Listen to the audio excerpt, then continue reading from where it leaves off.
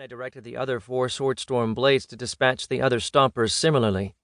They pierced the stompers along the underbellies until their magic ebbed. Then I directed each of them to finish off their targets. 13 stompers had charged me in total, and the fact that I'd quickly dispatched 5 of their number hadn't diminished the aggression of the rest of them in the least. The massive monsters continued to charge towards me. I waved down on them from above, confident that they were unable to reach me. Then one of them crouched down and jumped.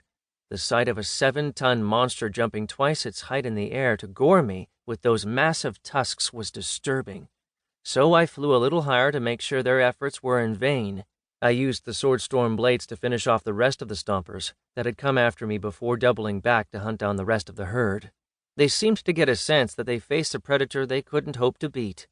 So when I'd taken about 30 stompers in total, the rest of the herd scattered in terror.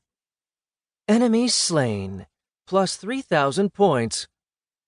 Though the stompers weren't worth many points to me individually anymore, the fact that I'd killed so many of them so quickly meant slaying them let me accumulate a sizable number of points. Pleased with my results, I pulled the stomper carcasses into my dimensional storage and headed back on my way. The Earth Spell Hearts were a prize, but most of their nature zeal would linger in their flesh, where it could either be extracted or eaten directly as part of a meal. I'd leave that for the people back in the Hearthwood to figure out. I encountered several more herds of stompers as I traveled, though none were as large or as aggressive as the first group. Each time I came across them, I took a couple from the herd. Not enough that they wouldn't recover, but enough to fill my dimensional storage several times over and give my clan a couple of workdays. It was unfortunate that Yorick and Cora would be off-world, because the Hearthwood would likely be eating stomper steak for every meal for the foreseeable future, even if I found somebody to trade with. The stompers were hardly the only thing on the plains. While most creatures were only the equivalent of an elf at the zeal accumulation level and not worth my time, there were a handful of predators. One such predator revealed itself while I was culling one of the smaller stomper herds. It had probably been stalking this group since before I'd come along to steal its kill. As my Swordstorm blades took down a stomper, I caught sight of a mass of gray springing forth from the ground and bearing rows of sharpened teeth. The creature was twice the size of a stomper, which made it a genuinely gigantic creature.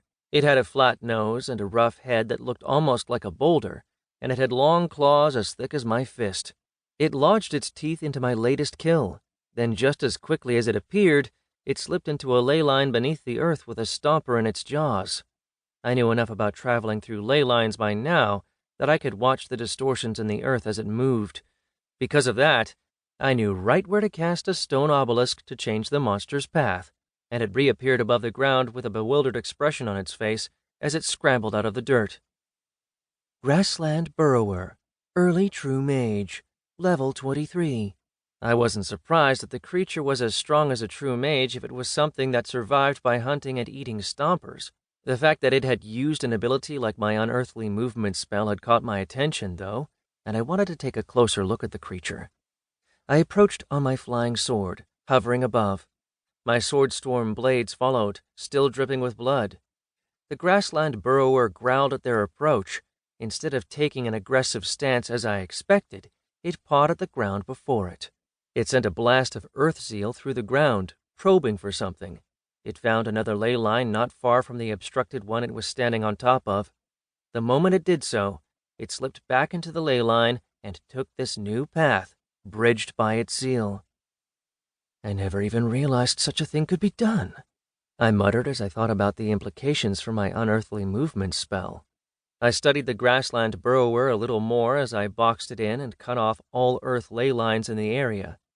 Out of options, it dropped its prey and charged me for all it was worth. I waited for its approach with Spell Eater in hand. When it leaped into the air with its claws extended, I darted forward and buried my spear into the monster's throat.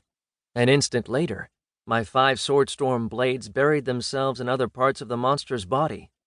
That hadn't been enough to kill the thing, but I shoved Spell Eater in further until I felt the tip press against the base of its skull. One more thrust, and the monster stopped trying to gore me. Monster slain, plus 3,500 points. Aura fragment collected. Between the stompers I'd already killed and the Grassland Burrower, I collected another large load of points.